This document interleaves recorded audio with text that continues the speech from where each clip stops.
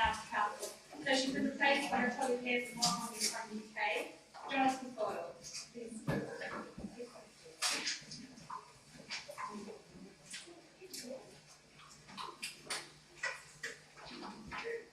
So clearly I have several issues. One, I'm not Lisa. Secondly, she's written some of this in the first person, so when it comes to that, you really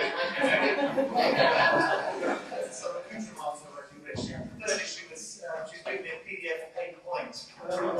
So forgive me. I'll read you the abstract, I think it's a useful way to summarise the topics of the statement. Archaeology and economics are increasingly intertwined as the cultural sector strives to prove the relevancy of its work to broader social issues, and more researchers seek to quantify the economic impact of heritage tourism. The result is often confusion about messaging and methodology. Heritage and economics intersect in funding proposals, regional development plans, tourism management strategies, and in myriad other ways. Yet we're inviting our colleagues to the table. Yet are we inviting our colleagues to the table soon enough as we think about how archaeology and conservation benefit local economies? Do we truly know what we want to measure? And how do we move from anecdotal to scientific? Passing from the legacy of the Grand Tour to heritage management in the 21st century, we would like to think that the issues are more complex, the stakes higher, and the conservation approach is wiser. From man's earliest records on this planet, we know that places have been treasured, destroyed, rebuilt, visited, and appropriated for new purposes. In this process, archaeology and economic development are frequently presented as foes. The battle pitched as needing to make a choice between safeguarding heritage or progress that will aid the community. Boundaries and buffer zones are established to clarify what's fragile and what's available for addressing new development needs. As lines blur figuratively and literally, protecting a fragile cultural landscape from being overwhelmed can be viewed as standing in the way of progress. An increasingly more hopeful message, the dialogue is about archaeology as a valuable educational and community resource that brings jobs, tourists, and economic investment to support the trades and services that will benefit from the appropriate development of this heritage asset. Tourism is not a new phenomenon, of course, and neither is heritage management, yet we all sense strongly that the dialogue has changed. We struggle to find sustainable solutions to balance community needs, visitor satisfaction, and to prove there's value in safeguarding the world's history, the significant structures, cultural landscapes, and natural sites that enrich our lives. We must be convinced there's a valuable connection between archaeology and economic development. Can we articulate our goals well enough to those not immersed in the field? It's a prevalent issue, isn't it? What language we use. These are not questions easily answered, but the field has evolved significantly, and many of us take much broader approaches to our work than we ever imagined. Right, put your Lisa goggles on. For 25 years, I managed the grant and fellowship programs for a private foundation devoted to European art from antiquity through the early 19th century. From that vantage point, I learned about myriad research and training activities in the US and Europe. I was charged with evaluating the viability of the proposals submitted. At the World Monuments Fund, I had the joy of learning about extraordinary places and their conservation needs. While those of us in the field can all easily agree on the cultural values of these sites, why should others care? Why should municipalities and investors contribute to the protection of these sites? How can heritage sites be universally understood as an important part of the infrastructure of a community? It's incumbent on those of us in the field to develop effective talking points on that, that place heritage sites as places of cultural distinction and catalytic as a development tool. To educators describing the importance of places comes naturally, especially if those sites are the only example of ancient civilization, or the oldest known archaeological observatory, or the most magnificent urban centre in antiquity. From those statements, one can craft other statements, develop materials to help visitors understand why they must be respectful tourists. Now, what's lacking frequently is the ability to make the leap to help others understand why culture is a tangible asset, not merely for tourist dollars, but for the larger benefit of the community. We can all cite the many instances in which this all goes terribly wrong, either because sites are embraced too enthusiastically as destinations, or because the struggle is lost and an important place disappears. save everything will be folly. Change is inevitable and necessary. Mechanisms are in place from the local, regional, national, and international levels for safeguarding heritage. We've agreed for generations that some places are special.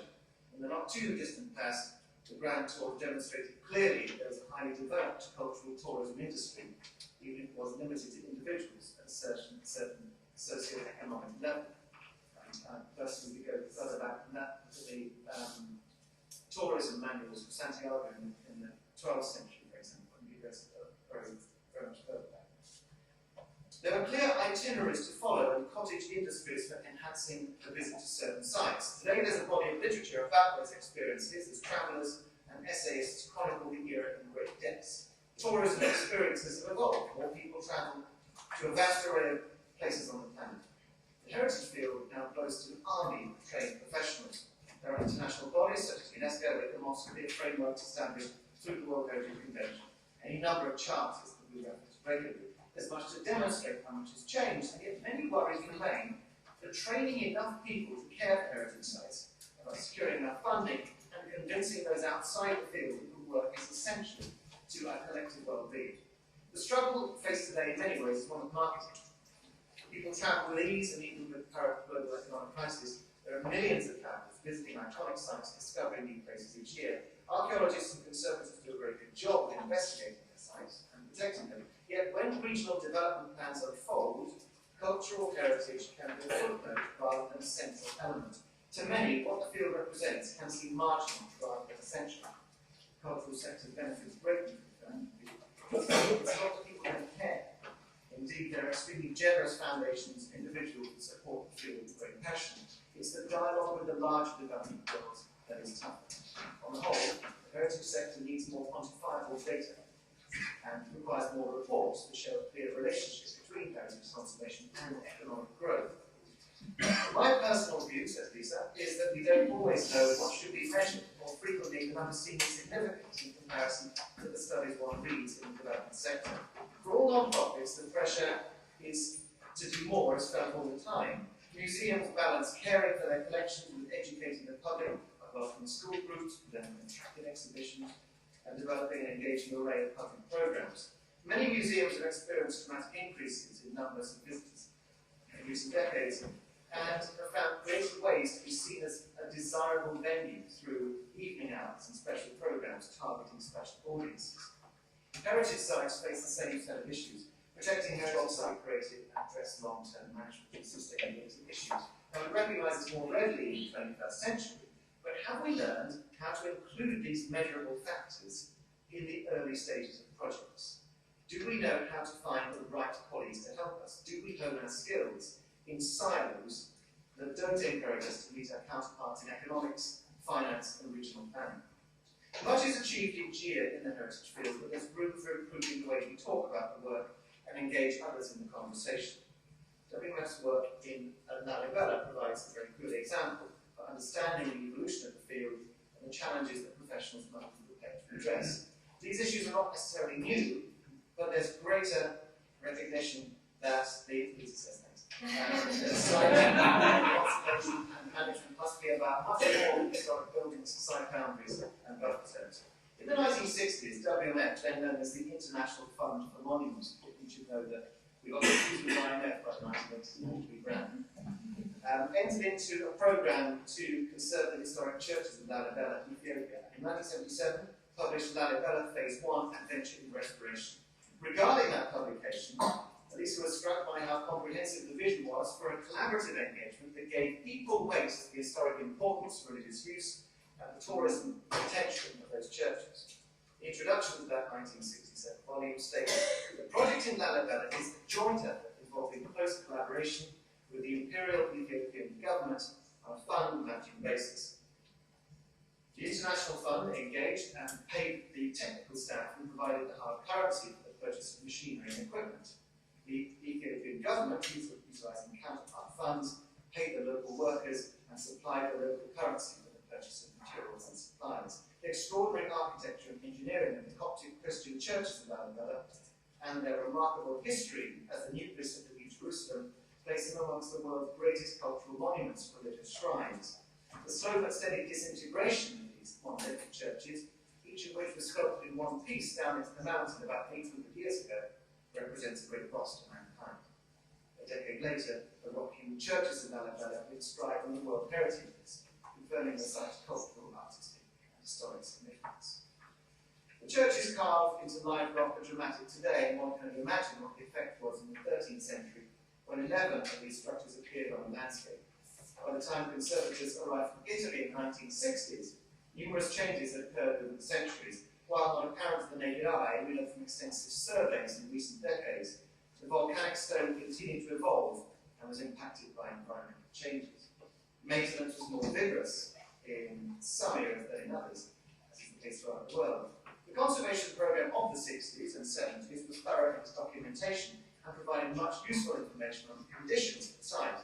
WMF returned to Lalibela in the last decade as part of a collaborative project with UNESCO and the Ethiopian Authority for Research and Conservation of the Cultural Heritage, in response to assistance offered by the government. By the European Commission, that did not engage heritage professionals in the conservation at a sufficiently early stage. The assistance was substantial, but the problems weren't correctly understood.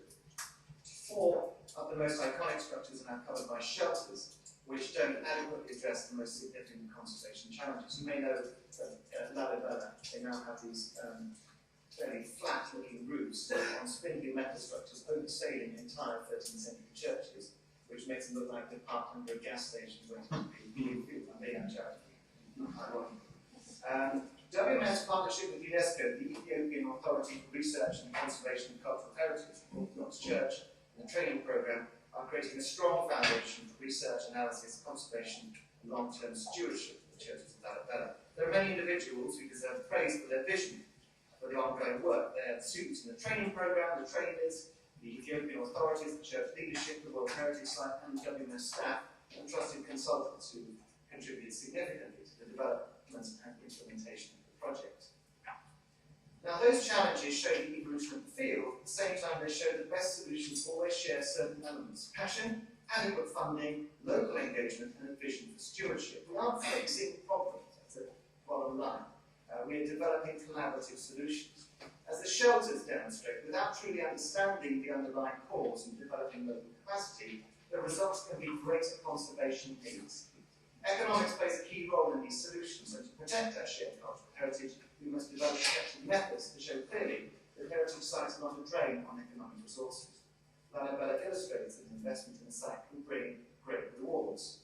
While we're trained to speak effectively about the technical conservation work and the cultural significance of sites, we must learn to tell the parallel story, educational and economic benefits, of sustainable conservation solutions to ensure these sites contribute effectively to the larger regional and national development plans. And one set of pictures here shows the parallel contemporary World Monuments Fund sites, San Pedro Apostol and Aguilas in Peru, sometimes called the Sistine Chapel of the Andes. It's about 25 miles from Cusco, and it's in an area of cattle farming where most people, this is typical of what we find in the World Monuments Watch, most people are migrating from what we might call rural areas to work in city centres. And so as an incentive to stay and act as stewards for the site, there's a youth training program in the operation, the economic side effects of working in this site, the materials conservation required to maintain it. So one example of an ongoing site which embraces those principles.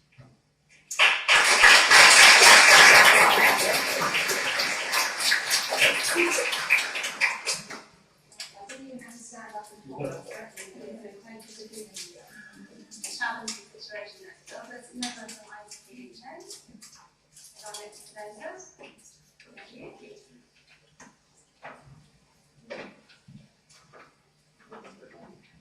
I want to thank the organizers for allowing me in this really stimulating and important session.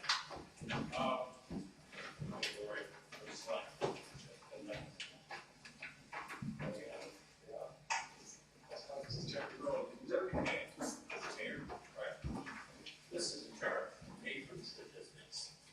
And on the left-hand side, you can see the dissertation that Petra, the World Heritage Site in Jordan, at 25. The year in which was inscribed. And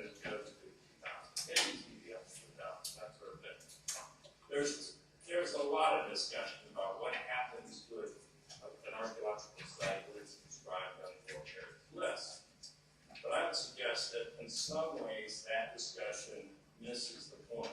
As in this case, inscription is part of a strategic plan, a conscious goal that was set to bring tourists to archaeological sites. Statistics. One thing I'd like to emphasize. You saw the graph based on very rough statistics, but for many years now, we've actually engaged a number of economists and assistants in tracking down reliable statistics. In many cases, it's difficult to know how many people are coming to these sites. But more importantly, who are they? Even more importantly, who benefits from the money that's spent at these sites? Is it local communities? Is it international corporations who are able to establish hotels and restaurants and tourism agencies? How does this affect the women and children that live near the site? In my experience, many times to see women and children, then we children should actually be in school as opposed to spending their time vending. These are the kinds of statistics that I have personally not been able to find, or have members of ICOP been able to track down. The cost of tourism that's inevitable is a material cost, and this happens in many ways. There's a simple cost equation. In the upper left-hand corner, of this slide, you see people sitting in the theater at Petra. Over the past 20 years, the majority of the Mason's marks that were inscribed on those seats have been braided away. Petra, like most World Heritage sites, offers a really attractive backdrop for all kinds of events, for movies, for commercials. The problem is that it's set up in the takedown of the equipment. The problem is getting the equipment there, taking the equipment away. I myself have seen trucks back into antiquities any number of times. That's just what I've seen, just by chance. And I'm sure everybody in this room very likely has seen something very similar. The cumulative effect is substantial. Looting is a problem at all archaeological sites. But the fact of the matter is that if you're getting 1,000 people visiting a site, and you have a small percentage of people who are buying into the material, that's a lot different than having 1 million people, which is what we're approaching in Petra and many of the other premier archaeological sites. When you have 1 million people visiting, that constitutes a really substantial market for looted materials, and some people take it upon themselves to bring souvenirs home. Presence of human beings at archaeological sites has a physical effect on both a small and a large scale. This is a small scale effect, but it's very, very important. On the left-hand side of the slide here, you see the fluctuations in temperature and humidity. What this has resulted in, and this occurs at Ackerman, which is probably the most famous of the tombs in Petra, is that we've actually lost 1/2 a cubic meter of sandstone from the inner chamber of the wall at Ackerman over the past, in about 20 years. So this is a substantial loss, very, very measurable loss. The most important threat, however, is environmental degradation.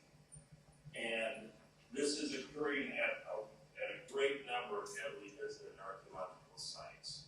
At Petra, what we see happening there is the construction of the hotels, the restaurants, the roads, the parking lots.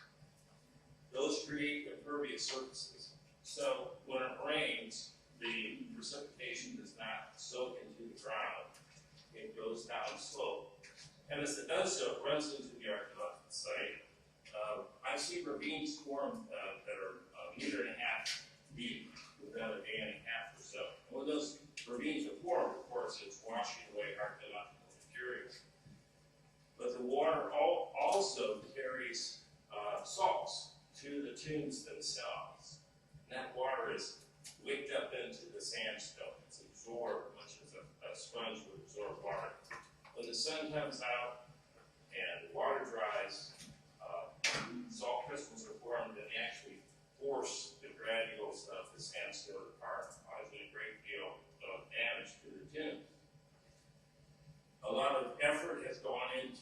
repairing that kind of damage, and it's not just at Petra, we've seen this at many, many sites. In most cases, these attempts are not successful, and in some cases, they're ill-advised, and they create even more damage. So in this case, what we see is a poultice that was applied to the sandstone treated Petra, and instead of consolidating the sandstone, it's fallen away, and it brought down more of the sandstone onto the side of the tomb, which of course had decorative carvings. This is a conference on economics, and as I mentioned, we don't have dependable statistics, so I'm going to turn to theory at this point in time.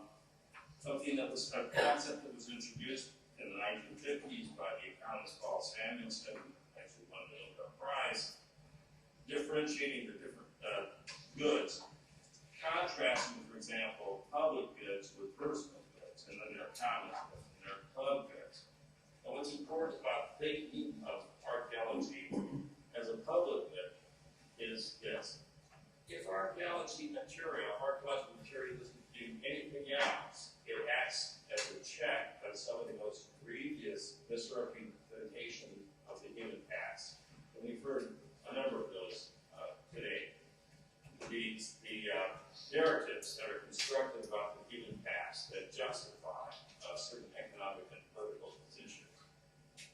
Archaeological material is an aid factor. It can be drawn upon to test those kinds of arguments and disprove those kinds of arguments. Of course, we can look at other things as well.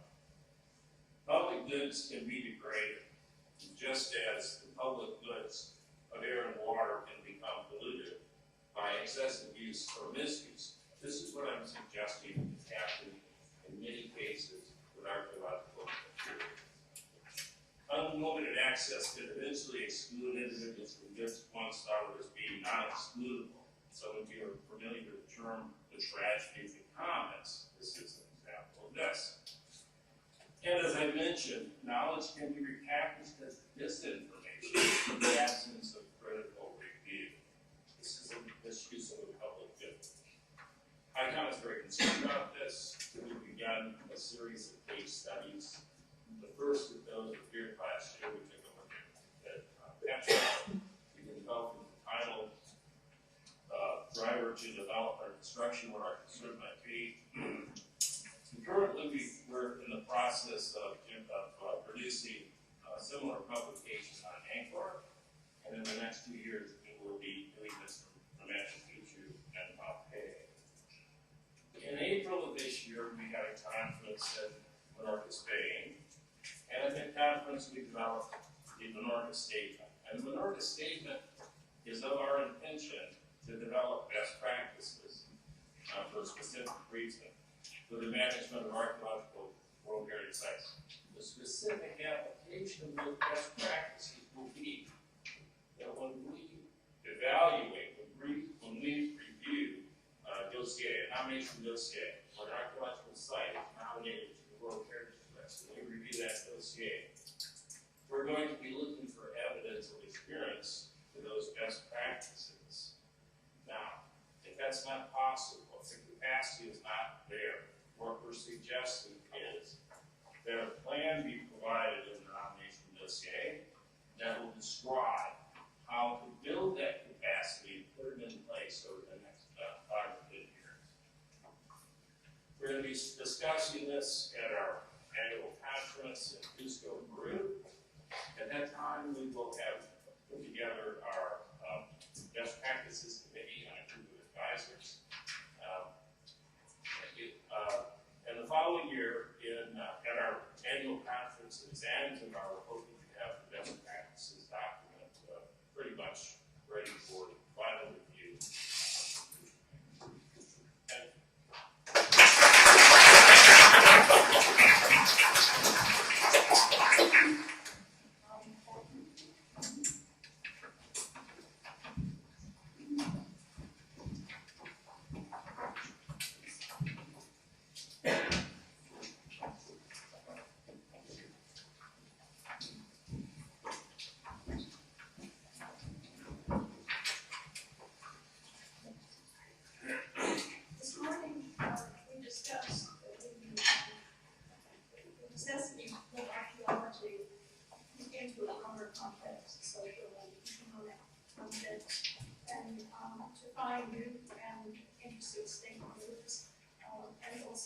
garner financial resources. And so I'll be talking about a very important stakeholder to institutions within the World Bank Group. It's already acknowledged that archaeology is an aspect of development.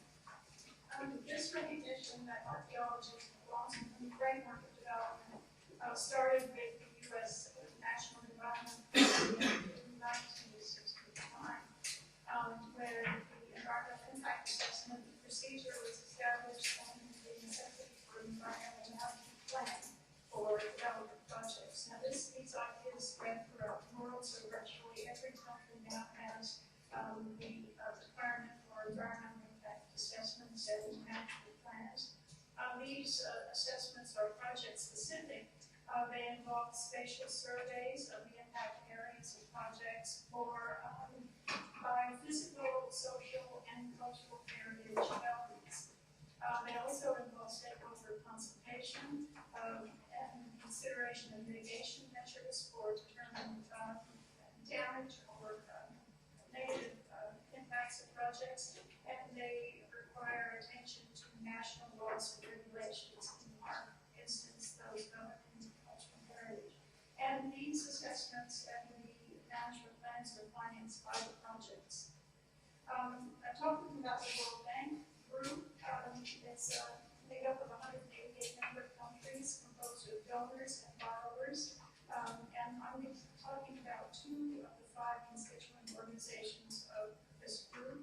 The World Bank, which lends to governments for development projects, and the IFC, the International Finance Corporation, which lends to private sector organizations of firms that are working in the same developing and transitional countries that are serviced by the World Bank. The World Bank and the IFC are committed to environmental and social sustainability. That's the umbrella under which cultural heritage is considered, and within cultural heritage, archaeology is an element. First, I'll talk about the mandatory policy of the World Bank for its development projects. The bank has 11 what they call safeguard policies. The major one is for environmental assessment, and there is also policy for physical cultural resources, which is tangible culture, and that's essentially an elaboration of the environmental assessment policy, which explains how to deal with cultural heritage. This policy defines physical cultural resources as movable or immovable objects, sites, structures, and groups of structures, and natural features and landscapes that have archaeological, paleontological, historical, architectural, religious, aesthetic, or other cultural significance. So you see it's a very broad definition, but it is basically material culture. These places can be in urban or rural areas, above or below ground or underwater, and their importance is local, national, or international, and it can be prehistorical, historical, or contemporary. The provisions for archaeology in this policy are that there needs to be an EIA, which means a pre-project survey, consultation with stakeholders, and analysis and consideration of mitigating measures if necessary, and an environmental management plan, which includes provisions for archaeology and notably for chance finds during construction. The policy also stipulates that the host country laws and regulations should be followed, and it provides, if necessary, technical assistance and capacity building measures, and of course, financial support for the work. We've created at the World Bank a guidance document to help people in the bank and also environmental impact assessment specialists and people in the host country and borrowing country to implement the policy. The IFC, the second organization within the World Bank Group that I'm talking about, lends to private sector entities. It has a slightly different approach to the protection of cultural heritage. The IFC has devised what they call a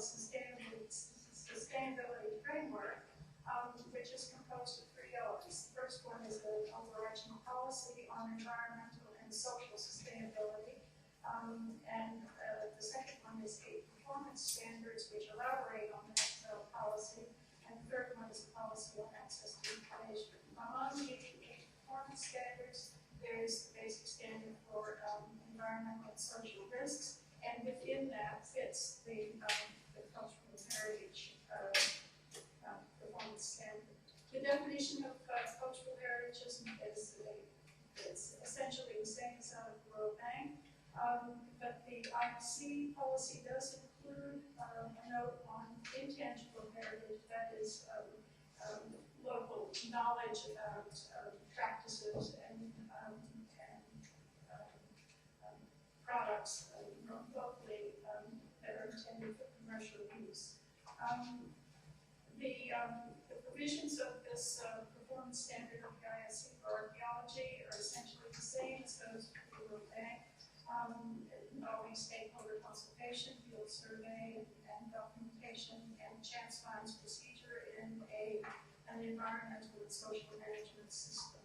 And they also state that the international standards should be followed.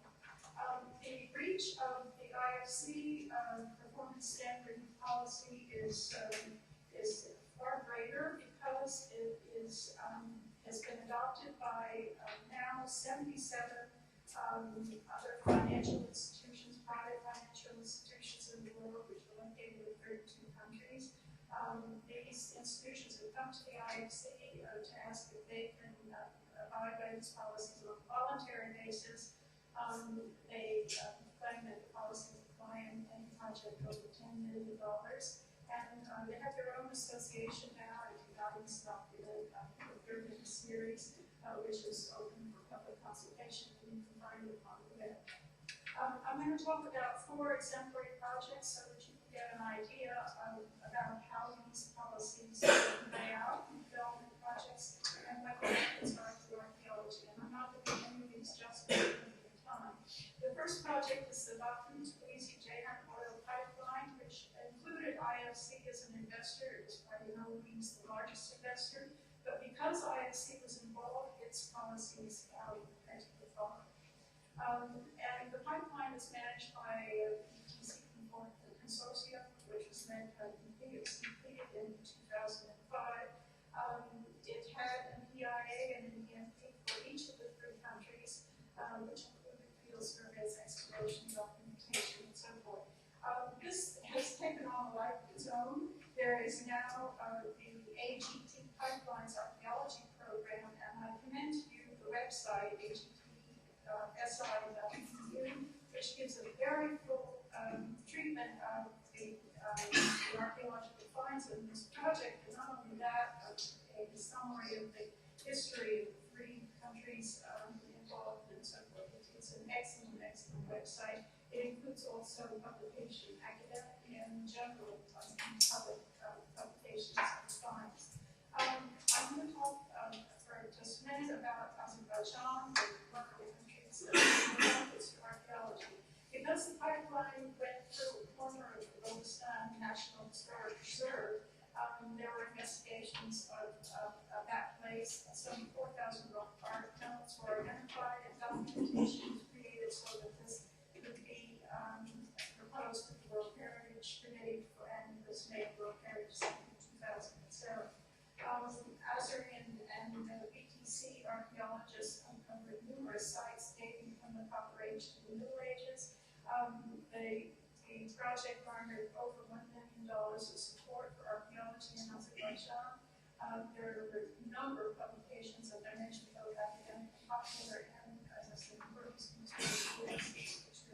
archaeologists, the pipeline landscape, and the archaeological finds. The second project is Peru's liquid natural gas project. That was also a project in which the IFC was an investor. That was a gas pipeline and the liquefaction plant and export terminal in the Pacific, completed in 2010. The IFC Performance Standard 8 applied along with Peruvian law, which is quite stringent. And the people who participated in this project said Peruvian law is often honored in the breach, but in this particular case, because the IFC was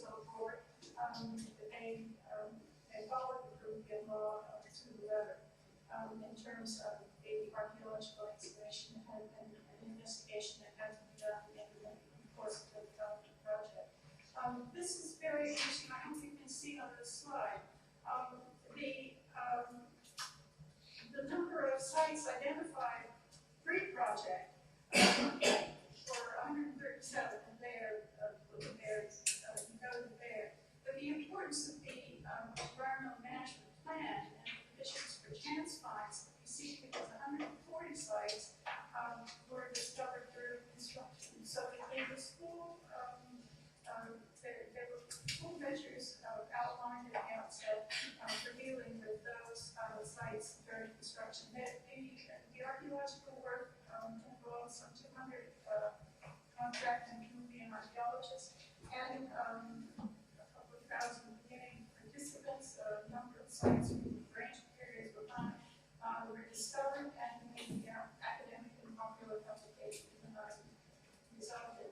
This is a picture of excavation of chance find, analysis of the artifacts, local community people helping with the project, and this is the scene of the time. The third project is Sopo Pendulum Dam, which was included in the World Bank as a minor investor, but the bank policies applied to the project because it was controlled. Since I'm running out of time, I'm not going to talk about this one because I'd like to give this and the one project I was going to talk about was the Mountain 2 hydropower project in Laos, where the first evidence of Neolithic habitation in Laos was found, not in the impact area of the project, but in the quarry site. So it's very important to include any area that is affected in any way by a project. Now, what I'm going to close with is some opportunities for archaeologists, which are presented by these policies of two very large international development agencies. First of all, is the opportunity to expand the archaeological record in ways that would not be available to us if we're not full of the provisions for development projects. I mean, these large-scale projects, which include a huge survey of the landscape, would rarely be undertaken. So these are comprehensive surveys, which include identification, the documentation, the explanation, analysis, and publication. And as I mentioned before, the reinforcement of host country laws and regulations is very important. That comes when an outside investor comes in and says, we are required to abide by your laws. Maybe you don't do it, but we do. So that is really important.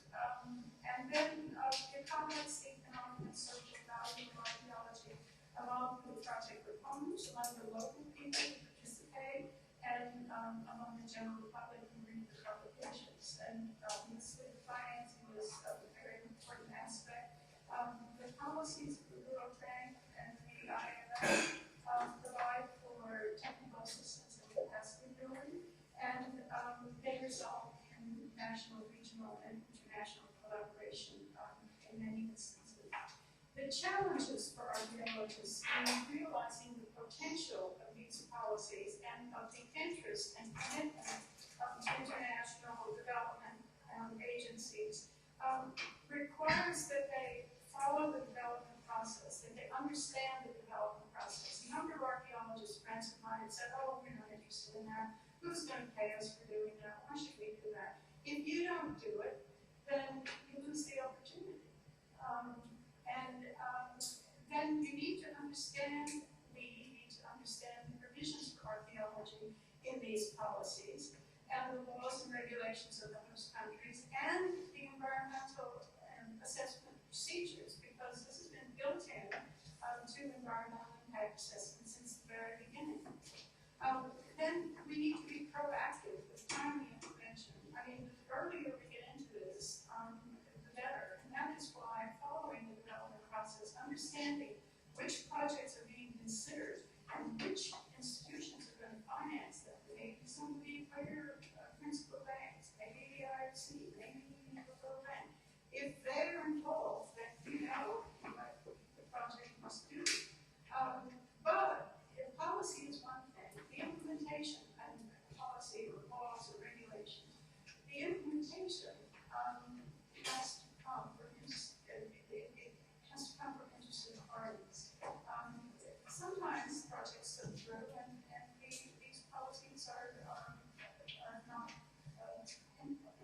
So we have to be part of the process, and that requires understanding and activity.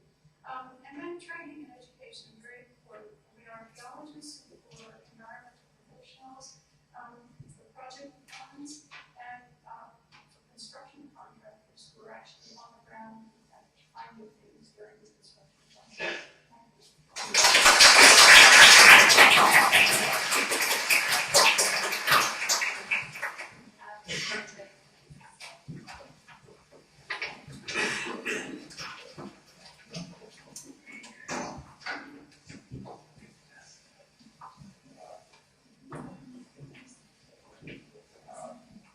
Good afternoon, everybody. I'm happy to present the Gerry show. I'm Gerry.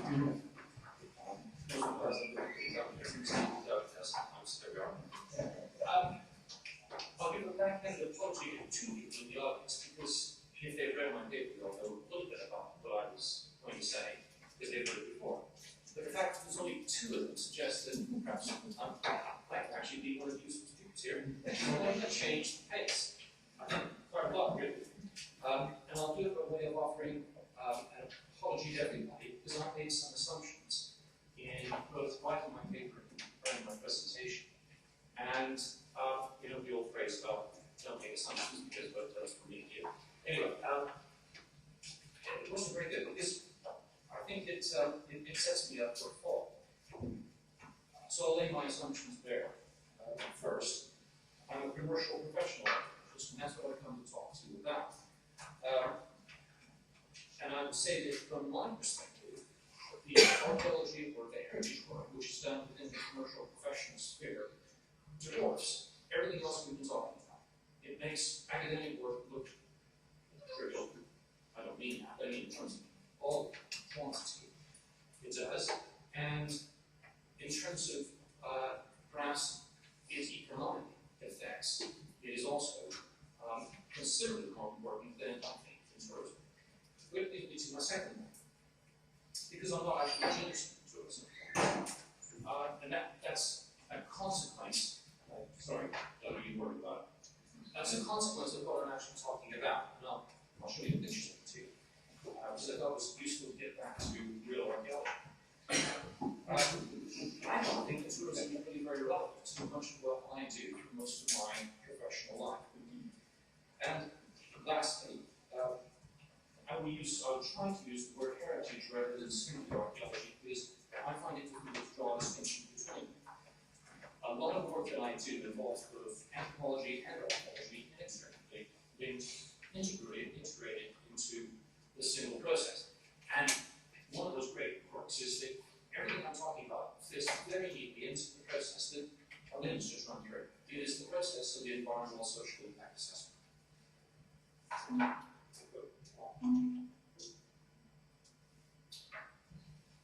Basics.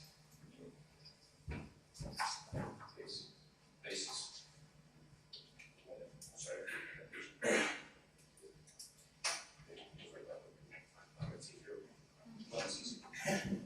It's a bigger target. Within the ESI process, most of what we're trying to do is create a better future. And when Jeff and I volunteered to speak here, that's what we were thinking about. And our way of getting to that wasn't gratuitous. And I think that's really what most of us do most of the time. Maybe I'm wrong with that assumption as well. But we go about it doing different things in different ways, and those different emphases give rise to a whole lot of very different consequences and results. And that has led, I think, to the variety of organizations that are present in the room today. And one of the points I wanted to make was that very clearly that is important because one size, one type, one approach does not fit all situations. I'll offer two case studies. Both of them are district fringes, and I hope that by a couple of photographs from each of them, you'll understand why I have made the assumptions I did begin. Case study one, a place called Sabadell in the far east of Senegal, near the border with Mali. The approach was, again, integrated heritage and archaeology. There were, in this instance, no historic structures involved. It was the first major development in South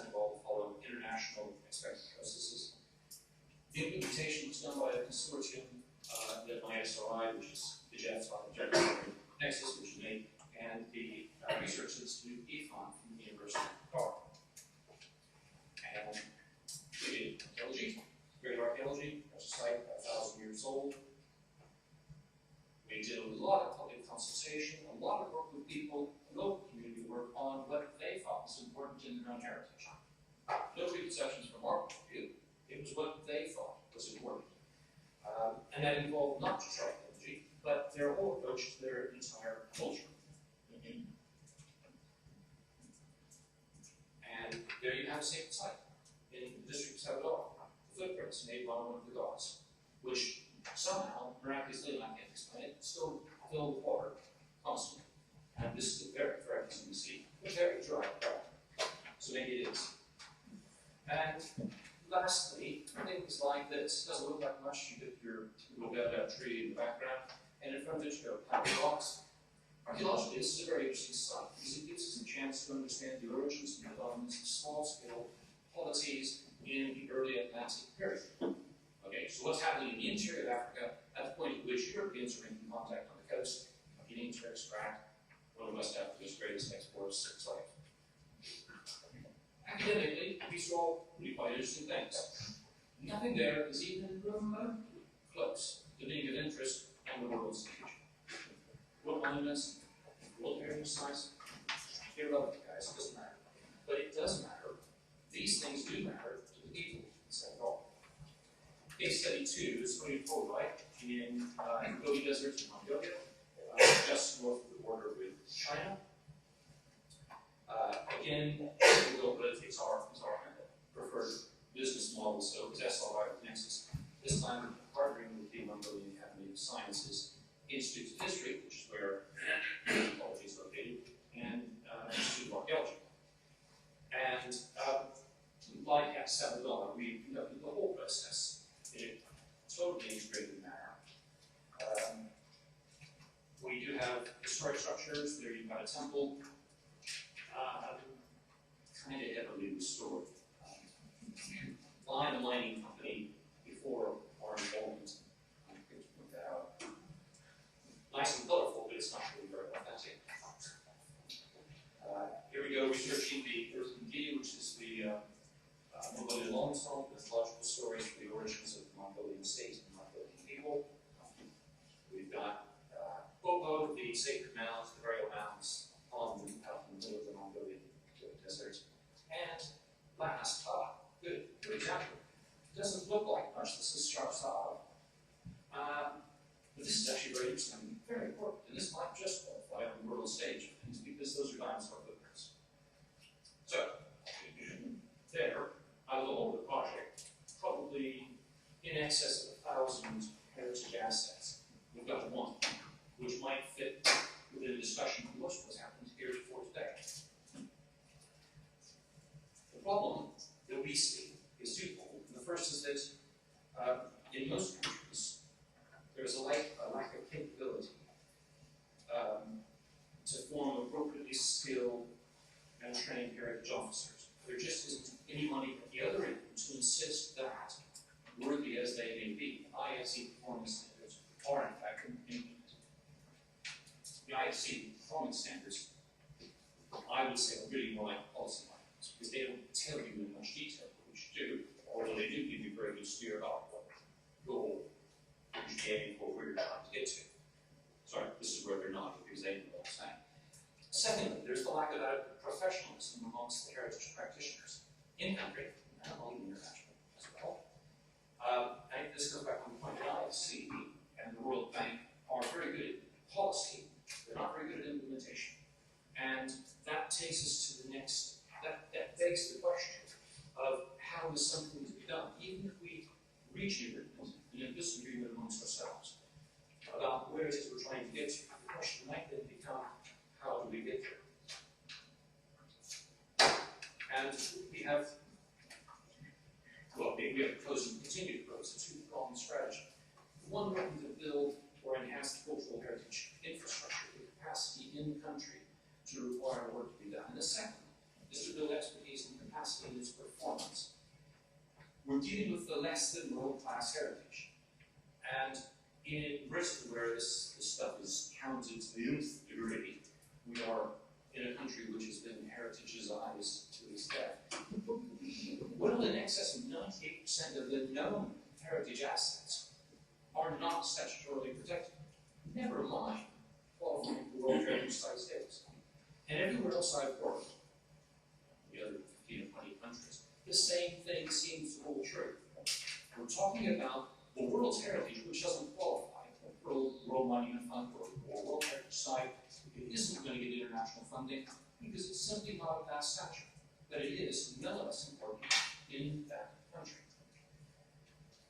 So what we're talking about is not protection top-down, conservation top-down, preservation, whatever sort of phrase you want to use. What we're talking about is the management of change. No long-line assumptions. I simply accepted that change is going to happen. Inevitable, can't stop it, have no desire to stop it, because the change is what we're talking about. That's what we're talking about here. Change is economic development. Allowing the change, the development to happen is, from my point of view, the one way in which we can ensure that in those host countries there is a better tomorrow. That's going to sound great to me. Well, okay, the idea is NGOs come with baggage from their own, and there's a need to reflect that backwards. And about a year and a half ago, Doug Allen, the National Heritage Groups founded at a seminar in Oxford with the explicit intention of becoming a nexus, a heritage portal to allow in-country practitioners to get really serious continuing professional development. I worked with the director of archaeology in an African country who is educated to PhD standard. She has a PhD in history, and her time on site with us about 6 months ago was the first time she had ever seen archaeology in London. That is the situation now. That's sad. But she knew that as well as I do. And I'm not being dismissive or gloating about this. It was as painful a letter to her as it was to me. That's the situation that the IHG is going to need to address. The second point we wanted to make was the need to upskill ourselves. And that is to improve our ability to perform our work. And for that, I'm a proponent, or we are proponents, of skilling the professionals by the use of standards and guidance and professional associations. In that, what we do, how much time have I got? 1 minute? Okay. Is that we are in fact all professionals, but we need to approach what we do in a more self-conscious and more self-reflective way, and adopt a more professional approach to it. That we have certain ethical responsibilities. Somebody earlier mentioned, it was Anne, in an answer to a question said, oh, we'll talk about archaeology and then we have ethics with anthropology. Big B. No, hold on. We've all got ethical responsibilities for what we do. And we need to take those responsibilities seriously and follow them through. Professionalism requires of us, in our work on behalf of other people, go back to that previous slide, very well, acting impartially on behalf of other people, requires us to make sure that what we do is transparent, it's understandable, and it benefits someone other than ourselves.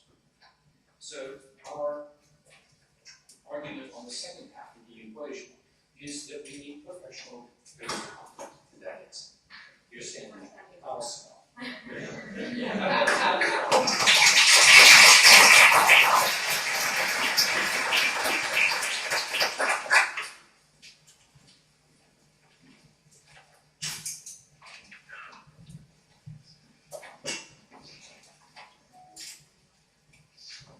thank you to all of our panelists. I think it's a very global view of the challenges of economics and archaeology.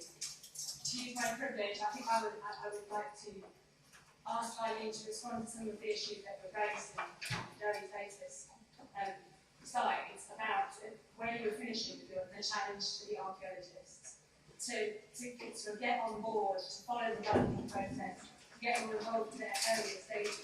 Given some of the challenges that Gerry was talking about, how do you think what would be your top tips for us to do that? How can we get into that dialogue at an earlier stage? How can we get involved with training and supporting partners in countries where the IHC and banks work? Well, one thing that's very important is to understand the development process. And that takes a little work. And in terms of training and education, that should be part, in my opinion, that should be part of the archaeologist's curriculum. That because so much of archaeology, as Gerry said, is now done in relation to development projects.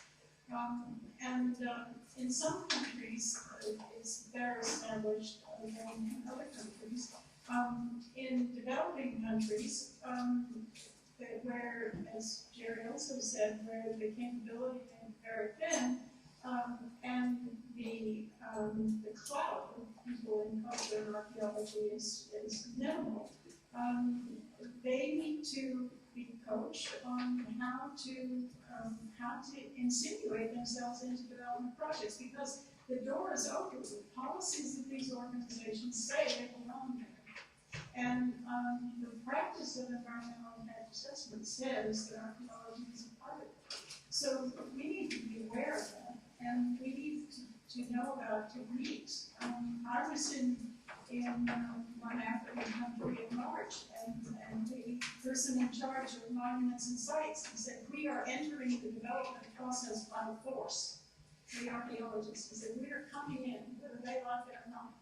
And we are going to investigate a port project." And the minister who was overseeing this project laughed and said, "What do you think you're going to find? Skeletons?" And I said, "Yes, Chinese skeletons."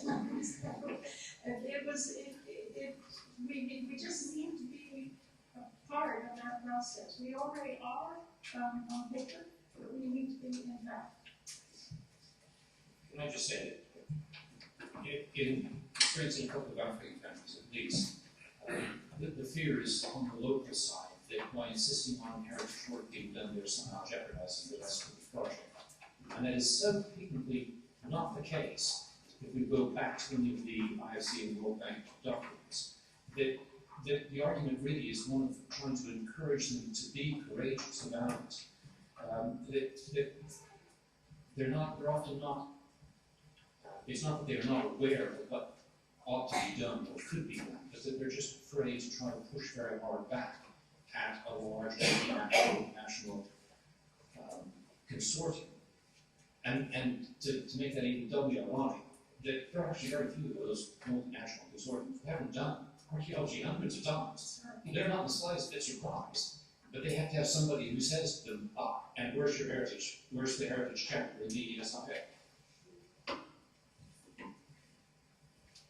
Open to the floor. Questions?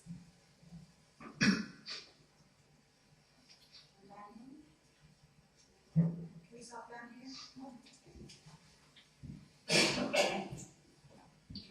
Thank you, Arlene. Could you say a little bit, maybe you know what other multilateral development banks are doing, and also bilaterals, for example, district and USAID, do they have similar standards? And could the local UCL get together with DFID, do stuff with DFID's engaged? Very quick, second question, the World Bank also does own-right cultural heritage protection projects. You didn't talk about those at all. You talk exclusively in the context of safeguards policies. If you want to say at least a word of what's happening in terms of outright engagement on cultural heritage, but that's the main goal. Yes. Yes, I take the second part first. It's true that the World Bank does invest in cultural heritage projects. It also has components of projects, for instance, urban infrastructure projects, components that for the preservation of cultural places and so forth. Those projects have been, for the most part, very successful. One of the things that the bank does, and I'll give you an example, there's a project in Lebanon, which started out, the government came to the World Bank. It started out as a pretty straightforward cultural restoration, heritage restoration project for the purpose of tourism enhancement. And the World Bank said, well, we're not sure we want to invest in something like that. We really would like to invest in community development. So, and we restructured this project so it has a large element of community development, and we did. and it's been extremely successful. So the cultural heritage was woven into what was basically a community development project, and now there's another project following it, requested by the government. So there have been a number of cultural heritage projects of various types all over the world that the bank has financed. I didn't think I could talk about all of it, just as to even the investment or the safeguard policy. And so I didn't talk about the investment projects, but they are important. I think in a way the safeguard policy is more important to archaeologists because it really is a very important way to expand the archaeological record. And if we don't take advantage of this opportunity to expand the archaeological record, the information will be lost because the development project will take place and we won't have that action. The first part, the other institutions, basically, it's my understanding that the regional development banks follow the World Bank in the safeguard policies. So regional banks will have similar provisions for the protection of cultural heritage within environmental impact assessment and, of course, archaeology, also within cultural heritage. The bilateral aid agencies like AID and DFID, I can't speak about DFID, but AID is a little sketchy in this respect.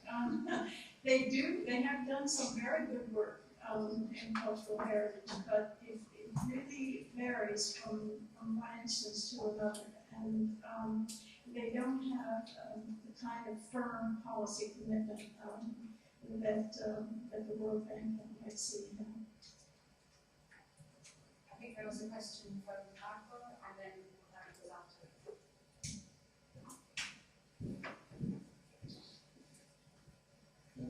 I got the impression that the project that all four of you described were basically based on the willingness to be subsidized.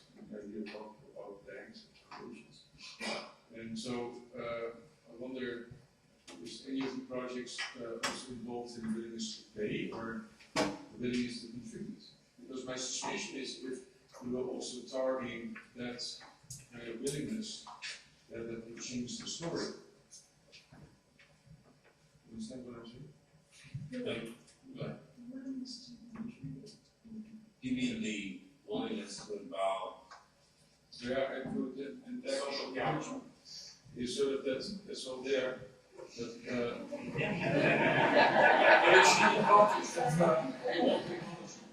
but no, I mean that if you all talk from G, but I haven't as soon as you start going M and S and the market and the social sphere, I think that changes a lot. And I think that all your accounts are basically, as far as I can detect, accounts that fit very much the logic of G, governance, foundations, governance. And I was missing, because you don't talk about financing, what intrigues me. You don't tell me who's paid. Oh, no, I think I added the foundations in the World Bank, or not. Maybe for you it's different, right? No, all my work is commercially funded. Yeah. And it doesn't come from, it's not grant money. That's right, but I could not get clear from your account what difference that makes. And how come that commercial companies are funding these sites that no one, apart from some locals, might be interested in? And I also didn't understand what then the interest is of involving the locals. That remained all rather unclear looking to your account. It's difficult to explain. It's much too big to explain within just a few minutes, or perhaps I should explain that with everything else I want about. The simple answer is that they fund it because they have to by law, as part of the ESI requirements. The real answer is actually more complicated, but a lot more reassuring. Most of them do it because they realize that the development and the implementation and operation of a mine or any other type of development cannot be done from the top down by an international corporation. It's only successful if it has the buy-in and support of the local community. And they don't get buy-in and support from the local community if they have been seen to trash the local burial mound below the sacred site, below goes the archaeological site, which is the development of the polity which became one of the early kingdoms in Eastern Senegal, or whatever it may be. So they are actually doing it for both altruistic and and practical reasons, in that they can't really do their business unless they do. Is that controversial in this community? I mean, It isn't for me, but maybe it is in the room.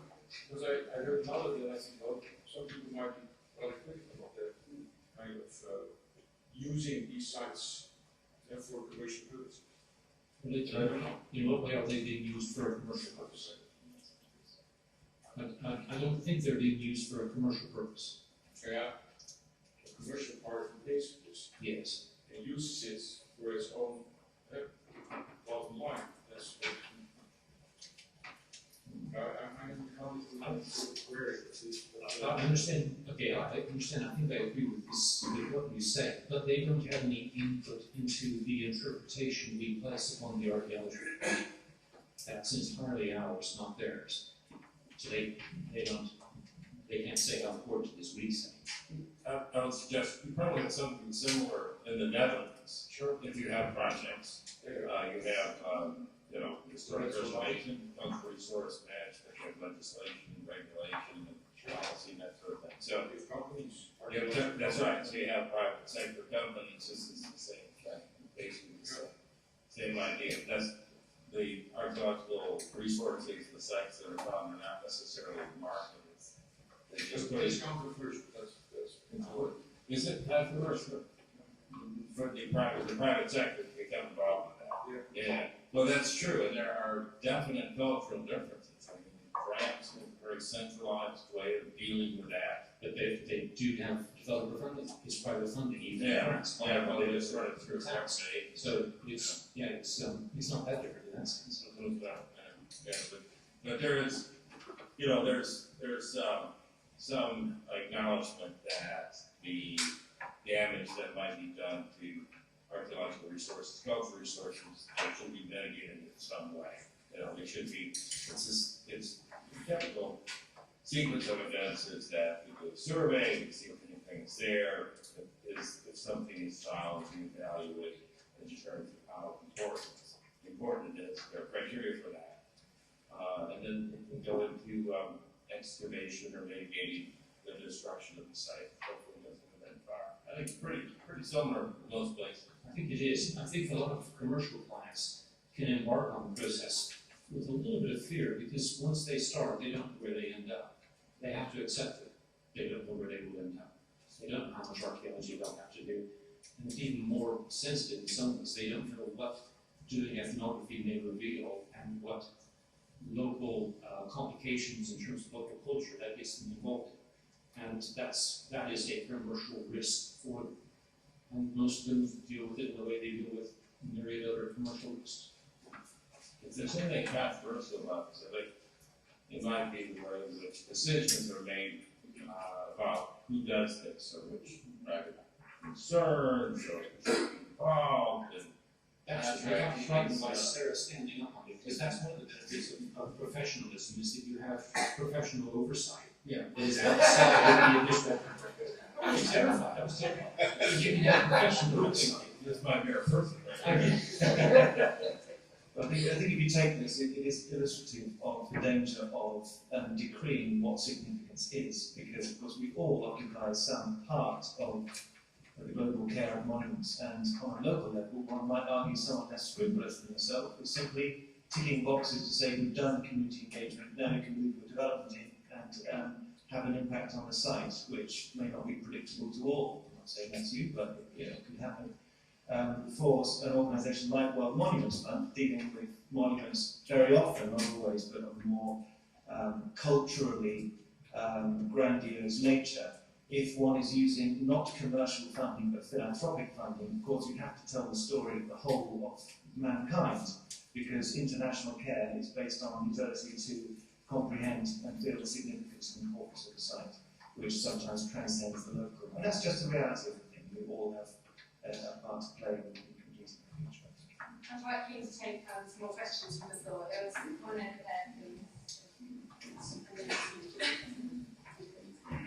My questions such comment is more directed, I guess, to Doug. Having spent quite a number of years excavating and serving sites and in the integration of archaeology and tourism development, I know that when you excavate a site, even if you don't open it to tourism, there will be degradation as a result of exposure to the environment, especially in places like the tropics. In many cases too, developing countries find that the only way to make a site sustainable is by introducing tourism. And so my question is, you said that you are in the process of developing some best practices. We know that some sites, for instance, are more fragile than others, and so the carrying capacities may differ based on their fragility. And another question is, if there are some sites or managers who do not follow best practices, especially with World Heritage sites, are they going to be kicked off the World Heritage list? Has this ever been done? No, well, that hasn't been done so far. All right, so, I mean, you bring up excellent points, and these are the very difficult issues that we face. One of the things that I would espouse, and I should talk a little bit very quickly about how the best practices will be formulated. We intend to cast a very broad net. We'll have people representing different regions of the world, and within those different regions of the world, we'll have a network of advisors. There are different cultural attitudes toward how archaeological heritage should be managed. Very interesting cultural differences. I don't think that they're irreconcilable. I think that we can come up with practices that will be the better for that kind of input. But one of the things that we would like to emphasize is that research be focused on the preservation and the perhaps the interpretation, but really the preservation side. Having worked at some well-known sites, there's the temptation for so many people to want to come in and to do excavation. And some of it's just not necessary. Some of it's not published. Some of it is, in some cases, the excavation is not adequately filled in or reported. So those are some of the best practices that I don't really think are that controversial. I mean, having been involved in trying to set up standards and best practices for a long time and gotten involved with some very spirited discussions about that, I understand people's reservations about coming up with standards and best practices. But at this point, I think it's imperative that we do. We really have to have something to hold on. When sites are nominated to the World Heritage List, and we have to be very clear about our expectations. Things like having a research plan, things like stabilizing, if things are encumbered or buried, long-term preservation, those kinds of things are just very, very basic. Has any site been excluded? No, nothing's been excluded thus far. We're not really talking about excluding. We're trying to approach this in a very, very positive kind of way. The best practices can benefit everybody. If we're asking the dominating country, the state's party, to provide a nomination dossier that describes how they're going to ramp up the best practices over a 5 or 10 year period, I think that is something that they can use to generate support for that very effort. I don't think there's a shortage of organizations out there in the world that might be willing to contribute to that USAID. We have China, we have lost. European Union, we've got the World Bank. So I hear rumors. There are organizations out there that would be willing, I think, to support a good cause like that. One of the flaws that I see in the World Heritage Program is that there has not been enough assistance in providing effective management for World Heritage sites. And then we've got this process of reactive monitoring, periodic monitoring, listing sites that are in danger, but that really isn't much of a lever really doesn't generate a lot of support for curing the problems with those things. And what we're saying is, let's do it at the front end. Let's describe what's expected. If it's not in place, let's come up with a plan. Let's be as specific as can possibly be. Let's even come up with dollar estimates, an estimated budget, and then we'll move ahead in a very positive kind of way. We don't want to delist anybody. We just want to be sure that when a site is described, it will be well managed. We want to take a positive approach. Yes. Okay, we've got a question from Thank you.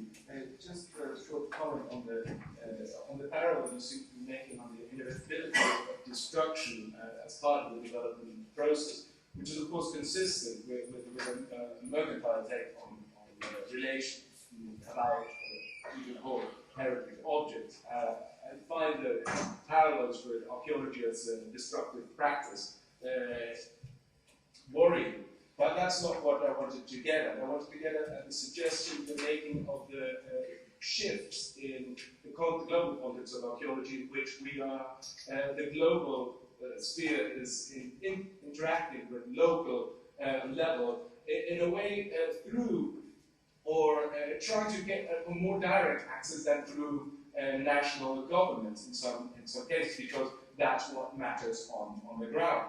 Now, I have reason to suspect that, just thanks to Arlene's talk, I've just found out that somebody is actually pocketing in some money, which is earmarked for conservation back in Peru, and I need to do some homework on that. But do you find it, I mean, what is your point? You were raising the issue of ethical standards. Is it ethical for the global to bypass the national in the interest of global standards? Do we put global standards in front of national standards, or do we put the local standards? It gets us back to the problem of valuing the heritage in the first place. Yeah, I think the formulation of best practices is going to be perhaps the most valuable product. I mean, the process in this case is going to be the valuable product.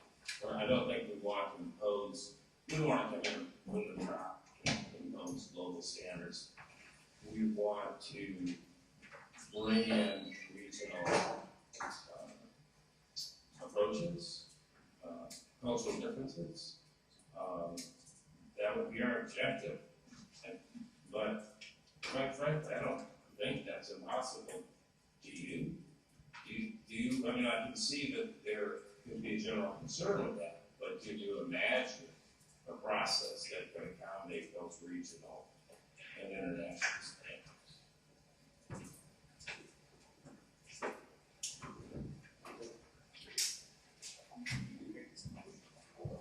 Was there a question at the back, or was that question unanswered? Okay. I was just wondering when we're talking about best practices and the kind of knowledge that we can have. I mean, I'm really scared. I've been working on Bay, I've been working on Machu Picchu. I mean, Machu Picchu, I mean, we gave, after 2 or 3 months of research, we gave the people that were in the World Bank our understanding of the economic function or the reconstruction of the business model. They had not. So, I mean, their understanding of, local, institutional, and governmental issue is so close to zero in a sense. UNESCO is the same. If you go to UNESCO 2006 report on Pompeii about management, it says it's well managed. And if you look at all the application for World Heritage List, they talk about management. What the hell they have in mind management is? It's just the legal framework. They're not even understanding the issue of the unit of command. I mean, the question that you come, everybody in the world, you pay the total money, the UNESCO side, and you realize that protein and the other. Come on, I mean, the kind of understanding of institutional, administrative issue that you have to bring in. Yeah. I'm really scared about it. No, I understand. I understand why you might be concerned about that.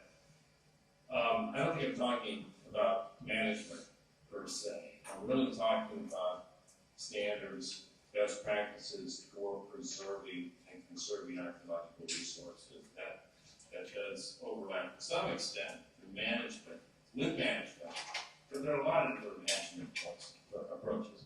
I don't think that I know that no one management approach, no one management organization is going to work in every part of the world. Just there are huge cultural differences. People start out with very profoundly different cultural assumptions, and there's no, org chart that you can just transfer from the Jamon sites in Japan to Pompeii. This isn't going to work that way. I'm not talking about that level of management detail. I'm just talking about what we need to do to ensure the preservation of the archaeological resources. And I think there can be a fair level of agreement about that. You follow what I'm saying? I'm not talking about overall management structure. I'm just talking about getting to these objectives, and these objectives are the preservation of the archaeological resources. Preventing people from coming into a site and excavating, maybe not so much a limb, but to satisfy their own personal research interests. I think that needs to be very carefully examined. I think that needs to dovetail with the overall concern for protecting the archaeological resources. It's that level of best practice that I'm talking about. Nothing about the rest. I'm even more scared. The problem of Machu Picchu is not what's Calientes. It is not the truth. Yeah. So it's the institutional solution that will not work. Yeah. We have to address this issue. I'm not saying this is that solution, but I define this as a problem that we have to take into account as a precondition for UNESCO or you have to work on this. Yeah. Well, I think we need you on our committee for being willing to take it. I think you have a lot to offer, and I think your reservations are well taken. I mean, I've been involved with the management of archaeological sites for a long time before the World Heritage Program with the U.S. National Park Service, and we've had very similar kinds of conversations. I think I understand what you're saying, but I also believe that it will take a longer discussion to work out the different. I think we're saying similar things, but we need to refine. I would need to refine my position. And again, we're just looking at ways that will ensure the preservation or maximize the possibility of the preservation of the archaeological resources, because they're irreplaceable. I think that has to be our major concern. That has to be our paramount concern. Archaeological resources cannot be repaired. They can't be replaced. They're the basis for understanding the past. That has to be our paramount concern. The way they're managed in specific locations is going to have to vary.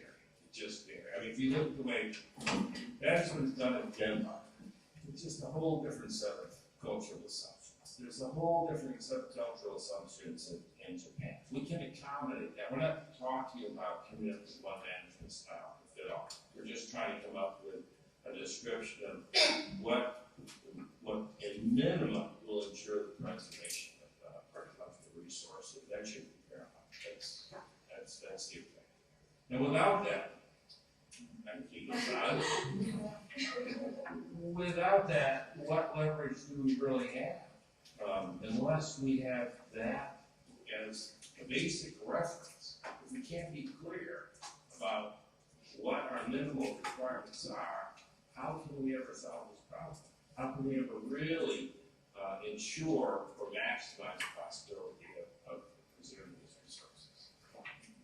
I think, if I may, there are some interesting responses to your questions of can there be a way of doing management for preservation, or is preservation something which is impossible? I mean, there's so much chaos in the world, there are so many different cultural viewpoints that some organisations, of course, are moving toward recording as much as possible now, so that there is a record rather than the preservation of the object. A record of it, and that's the front line of management. is to data capture as much as we can. Because we hear of other losses, and therefore management of preservation per se is always a compromised object. Makes sense? I think we have one more question.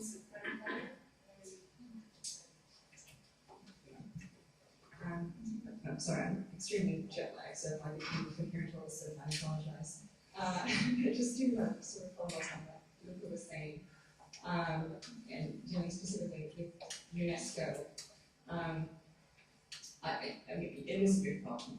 It's sorry, it's a huge problem, and I think when you look at it, the reality, which I think we've all touched upon here today, is that the heritage industry has evolved significantly over the past few decades, but it doesn't necessarily mean that UNESCO and similar organizations have done so. While I admire what you're trying to do with best practices, and I don't feel that you should necessarily stop, I think it's always worthwhile to see something like that through and see how it develops and grows. I think it's also worthwhile for us as heritage professionals to approach these organizations and especially an organization like UNESCO, and to say, there is a problem. There is a problem with your approach, and as good as your intentions are, but we can help you. We can help you transition and progress and develop all for the better for what you actually want to do as a cultural organization. On a management level and on a development level as well. I don't think that you can toss that aside, especially when we are talking about heritage. That has been a huge problem with it as well. Just recently, people here in England might remember Liverpool Maritime site was just on the endangered list a few months ago for wanting to sort of a development that many members in the local community favored. And the only ones who really didn't, the only reason they put forward was because they were afraid of losing World Heritage status. That was the only reason.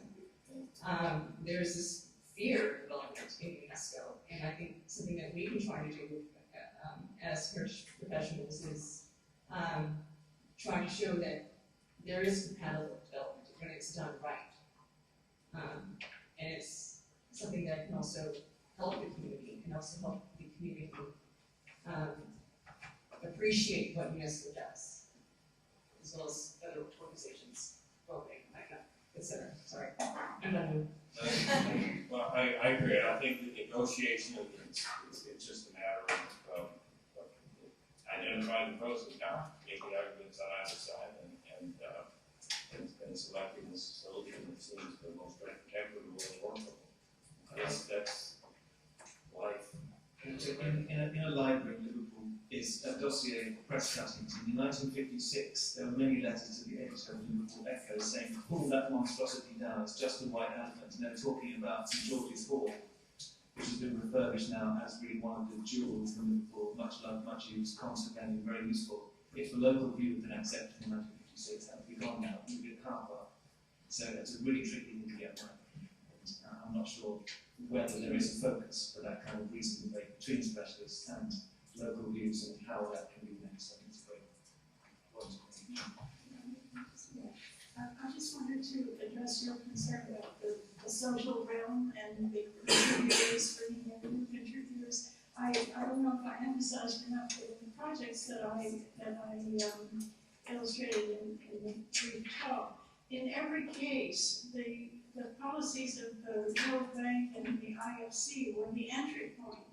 The project proponents got so interested that they enlisted a range of other contributors and other interested parties. And for instance, the wonderful website that I mentioned for the Baku to Lisa Jahan pipeline is hosted by the Smithsonian Institution in Washington. And this project continues. It continues to attract interested parties, interested institutions, interested researchers, more technical assistance. It's going on. The project was finished in 2005, and this is going on in 2012. So, it doesn't happen in every instance. It's a remarkable case, but that can happen. Okay, I'd just like to thank panel 3 for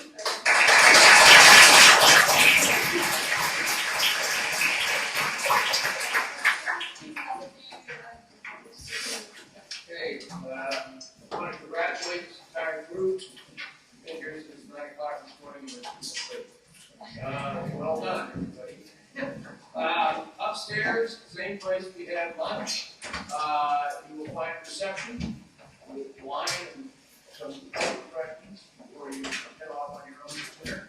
You reconvene here tomorrow morning at 9 a.m. But if you come upstairs and go to West Wine, keep all the discussion. See you up there.